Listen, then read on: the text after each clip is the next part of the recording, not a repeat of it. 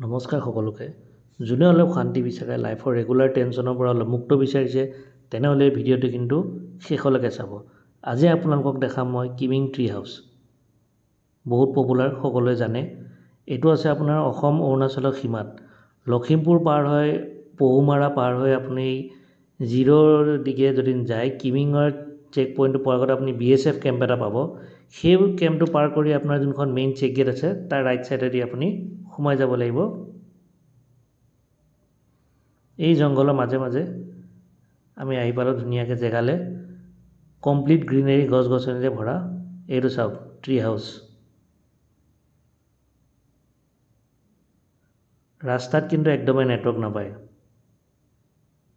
মাজে মাজে সৰু সুৰা অলপমান মিহি মিহিকৈ যদি নেটৱৰ্ক পায়ো, কিন্তু গোটেইখিনি ৰাস্তা আপোনাৰ এনেকৈ জংঘলৰ মাজেদি আহিব লাগিব। লোকেশ্যনত গৈ পেলাই অলপ নেটৱৰ্ক পাব, যোনে গুগল পে' কৰিবলৈ সুবিধা হ'ব, কিন্তু কেছ লগত ৰখাটো ছেফ। নিজৰ ৰেগুলাৰ লাইফ, কামৰ টেনশ্যন, চবৰে এটা ব্ৰেক লাগে। আজিকালি জানে আপুনি চাকৰিবিলাক চব টাৰ্গেট বেছড হৈ গৈছে, আৰু লগতে বছৰ কামৰ বুলি নকওক দেচোন, বছৰো সেইটো জবেই হয় আমাৰ পৰা, মানে কাম যিমান পাৰে চেপি চেপি লোৱাটো। তো গতিকে এই জেগাটোলৈ আহক। পাহাৰৰ মাজে মাজে একদম পূৰা পিচফুল জেগা হয়, লগতে বছকো লৈ আহক আৰু ভাল। একদম হিল টপত আছে আপোনাৰ এইটো। এই দেখিছেন ৰাস্তাটো একদম মুকলি, অলপ জংঘল অফ ৰাইড টাইপৰ, কিন্তু ভয় নাখাব, ৰাস্তাটো এনেকুৱাই হয়। ভুল ৰাস্তা বুলি আকৌ আপোনালোকে উভতি নাযাব বা ভয় নাখাব। চবফালে গছ গছনি, ফ্ৰেছ এয়াৰ, খুব ধুনীয়া পৰিৱেশ।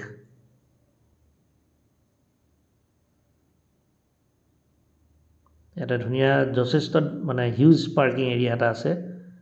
এইখিনিৰ পৰা আগলৈ আকৌ আপুনি নিজে খোজকাঢ়ি যাব লাগিব। ইয়াতে কিন্তু গাড়ী চাড়ী ৰখাব নিদিয়ে। গাড়ী আৰু এই ফেঞ্চিংখনৰ বাহিৰলৈকেহে। এণ্ট্ৰি ফিজ 20 টকা লয় পাৰ হেড।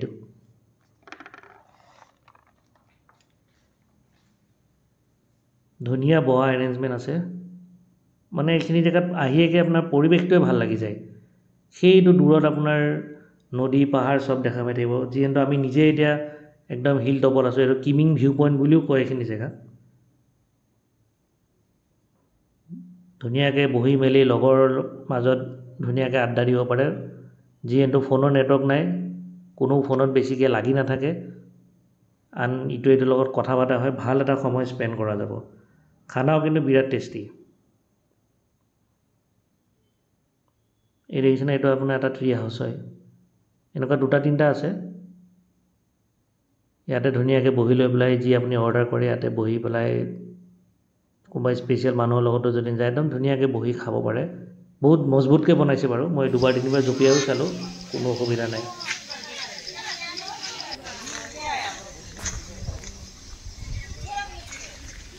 চবেই নিজে বহি একদম ধুনীয়াকৈ আড্ডা দি আছে। এইটো এটা চেলফি পইণ্ট। সেই দূৰৰ পাহাৰখনৰ সৈতে বেকগ্ৰাউণ্ডত বিৰাট ধুনীয়া ফটো আহে। আহকচোন অ'নাৰজনে কি কয় শুনো। Hello, welcome to Kimin View Point. I am the owner of this resort. यहाँ पे हम लोग ट्री हाउस बनाया है और एकोमोडेशन के लिए बस एक ही रूम है। ट्री हाउस पे रात को नाइट स्टे कर सकता है, दिन में भी पर आवर आप लोग बुकिंग करके ऐसे एंजॉय कर सकता है। लेकिन अभी फ़िलहाल हमारा अरुणाचल में ILP का घोषित हुआ है, तो थोड़ा सा इशू होगा। ADC ऑफिस में जाके आपको 120 रुपीज़ का ILP मिलेगा। फॉर्म का 20 रुपीज़ और ILP का 100 रुपीज़। उससे ज़्यादा लेगा तो वो इलीगल है। लेकिन कहीं कहीं बाहर साइबर में 200 रुपया ले रहा है, तो ऐसा मत कीजिए। आप लोग ऑफिस सीधा जाइए, मंडे तो सैटरडे को मिलेगा। संडे का दिन में ऑफिस बंद रहता है, तो उसके लिए आप लोग जो है ILP होता है, ऑनलाइन में आप लोग बना के आ सकता है। 300 रुपीज़ है पर पर्सन। तो आपको 14 डेज़, ऑनलाइन वाला 3 डेज़ के लिए है। लेकिन अभी जो पेपर में ऑफलाइन जो हो रहा है वो 14 डेज़ का होगा 120 रुपीज़ में। तो आप पूरा अरुणाचल आराम से घूम सकता है। और यहाँ पे हमारा शेफ़ बहुत अच्छा खाना बनाता है। Indian, Chinese, continental, local dish भी मिलेगा। तो प्राइस यहाँ पे थोड़ा सा मार्केट प्राइस से थोड़ा हाई है, क्योंकि यहाँ पे मेंटेनेंस चार्जेस बहुत ज़्यादा है। लाइट नहीं है, पानी नहीं है, तो सब कुछ हम लोग को बहुत यहाँ पे मुश्किल होता है, क्योंकि ये बहुत हाई एरिया में है ना, ऑल्टीट्यूड टेरेन में, हिली एरिया है, तो बहुत कठिनाई से गुजरना पड़ता है। एंड एंट्री फीस हमारे यहाँ पे 20 रुपीज़ लेता है। तो ILP का इशू को तो हम कुछ नहीं कर सकता है, लेकिन उसके लिए हम लोग बाद में डाइवर्जन रोड बना देगा। नीचे से लोरा से भी एक रास्ता है, फिर चेक पोस्ट से भी एक रास्ता है। हम लोग एक व्हाट्सएप ग्रुप खोला है, उसमें हम लोग अपडेट कर देता है। और उसके अलावा आपको अगर कुछ सर्विस चाहिए तो यहाँ पे बर्थडे सेलिब्रेशन होता है, शादी भी कर सकता है, कुछ प्रोग्राम फंक्शन हम लोग दिन में बुकिंग कराता है, रात को भी अलग से बुकिंग होता है। फिर टेंट का भी ये सिस्टम है, यहाँ पे कैंपिंग कर सकता है, बॉनफायर, रोस्टिंग।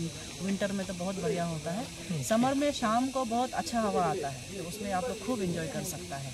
शाम का लाइटिंग भी अच्छा होता है, हवा भी अच्छा होता है। दिन में थोड़ा सा गर्मी है, लेकिन भी व्यू इतना अच्छा है कि आपको मज़ा ही आएगा। ठीक, दैट्स ऑल।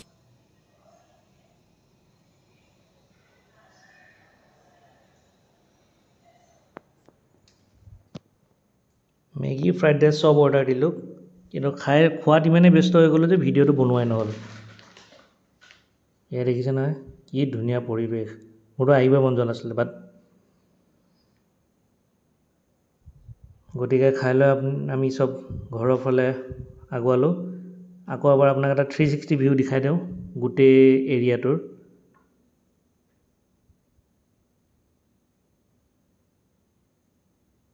ৰাতি হ'লে লাইটবোৰো জ্বলি যায়, কিন্তু ৰাতিলৈকে আমাৰ ৰখা নহ'ল আৰু বেলেগ কামো আছিলে, সেইকাৰণে অলপ সোনকালে ঘূৰি দিয়া হ'ল। আৰু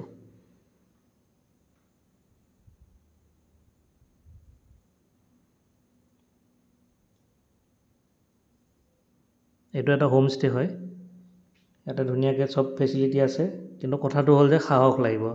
এতিয়া গোটেই ৰাতি আপুনি এই জংঘলৰ মাজত থকাটো সেইটো চবেই নোৱাৰিব। মই পাৰিম নে নোৱাৰিম মই সেইটো এতিয়া ক'ব নোৱাৰিম, কিন্তু সাহস লাগিব দিয়ক। ভিডিঅ'টো লাইক কৰিব, শ্বেয়াৰ কৰিব, আৰু ৰাইজ এই জেগালৈ যদি যায় ইয়াৰ ওপৰত উঠি পেলাই চেলফি মৰা একদম নাপাহৰিব, আৰু কমেণ্টত জনাব জেগাটো কেনেকুৱা লাগিলে। আৰু কোনোবাই যদি নতুনকৈ আহিছে প্লিজ চেনেলটো ছাবস্ক্ৰাইব কৰি দিব আগলৈ এনেকুৱা